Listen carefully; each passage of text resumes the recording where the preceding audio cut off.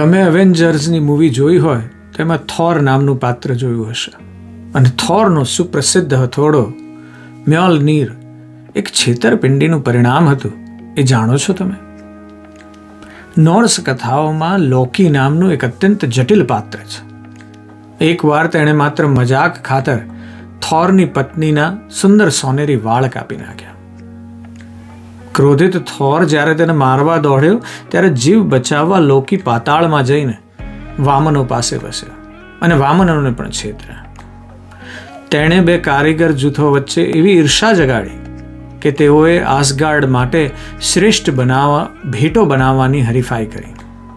પરિણામે માત્ર સિફ થોરની પત્નીના સોનાના વાળ જ નહીં, પણ ઓડિનનો ભાલો ગુંગનીર અને થોરનો શક્તિશાળી હથોડો મ્યોલનીર પણ અસ્તિત્વમાં આવ્યા. જો લોકીએ પેલા વાળ ન કાપ્યા હોત તો દેવતાઓને આ દિવ્ય અસ્ત્રો ક્યારેય ન મળ્યા હોત.